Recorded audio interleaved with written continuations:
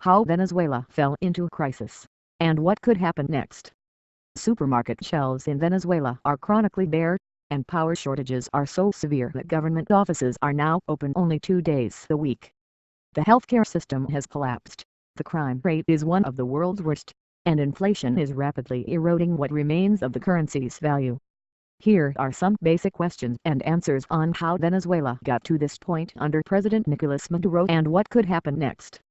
How could this happen in a country that has the largest reserves of oil in the world? The price of oil, Venezuela's only significant export, has plummeted, which means revenue could fall by 40% this year. The government's huge borrowing, partly a legacy of the years when oil prices were far higher, has helped bring the crisis to a head because Venezuela now has far less money to repay its foreign debt, forcing Mr. Maduro to slash imports in order to avoid default. On top of that are the consequences of a drought, which has shriveled the country's hydropower generation, the critical source of electricity. Is the situation going to get worse or better in the coming months? The country owes roughly $120 billion to foreign creditors and must make a payment of nearly $7 billion this year, most of it in the final quarter. Speculation has persisted that Venezuela may default on the payment or have to default next year, especially if oil prices remain low. Venezuela's problems have been worsening for years, since well before Mr. Maduro took power. What is different now? The political opposition in Venezuela is far more unified than it was during the era of Mr. Maduro's popular predecessor, Hugo Chavez. He died in 2013, but many economists say his policies of state ownership, unfettered spending, subsidies and domestic price controls are at least partly responsible for the crisis today. With Mr. Chavez gone, Mr. Maduro's opponents have won a majority of seats in the national legislature and have collected nearly 2 million signatures on a petition to start a recall of Mr. Maduro. So why doesn't Venezuela just default on its foreign debt and force Wall Street creditors to renegotiate more favorable terms?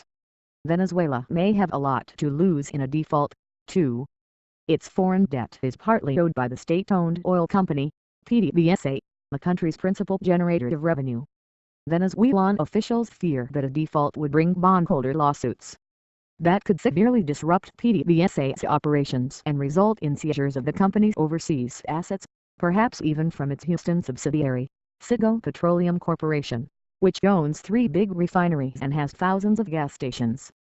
Citgo is vital for Venezuela because it generates much of the oil revenue that the country is still receiving. Despite the political tensions between the two nations, the United States is Venezuela's largest customer. Venezuelan officials are also mindful of Argentina's default in 2001, which took more than a decade of litigation to resolve. If you default on PDVSA, you have Argentina too, and nobody wants that, said Pablo Venturino, managing director of White Bridge Capital Management, the New York investment firm that specializes in Latin American debt securities. PDVSA, he said, is the main generator of cash flow for your country. Why is Venezuela's inflation rate so high? The cost of foreign goods has soared in Venezuela, which is importing far less as part of Mr. Maduro's effort to conserve dwindling central bank reserves. The government has sought to soften the impact by raising wages and printing more bolivars, the national currency. But that is a recipe for inflation, creating too much money chasing too few goods. By some estimates, the inflation rate could reach nearly 500% this year and 1,600% in 2017. While the official exchange rate is about 10 bolivars to the dollar, the black market rate, which is regarded as more accurate, is about 1,100 bolivars to the dollar, though it shifts around. Many economists say this disparity is unsustainable. Why doesn't the government acknowledge that the bolivar is artificially overvalued and make the exchange rate closer to what it should be? A devaluation would sharply increase prices at state-run stores that many poor Venezuelans rely on to survive, and would make debts denominated in dollars far more expensive to repay. It would also be an admission by Mr. Maduro that an important Chavez-era policy has failed. How are we seeing this policy reflected in daily life? Subsidized food and fuel sold by state-run stores are priced far lower than they are really worth.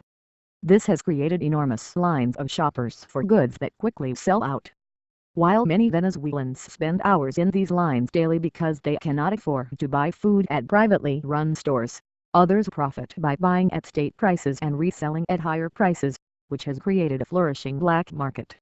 Data analyses, a Venezuelan polling company, estimates that more than half of all Venezuelans have purchased from black market hawkers, known as bachucaros. Why are they called bachucaros? They are named after large, voracious ants, bachucos, which cut leaves and bring them back to their colonies. While this is a disparaging term, many Venezuelans supplement their income as part-time bachucaros, and others have quit their jobs to be full-time bachucaros. So Venezuelans have developed an inventive way to cope. Isn't this a good thing? Not really, many economists say. The amount of time ordinary Venezuelans spend to purchase lifestyle necessities has frustrated and angered them.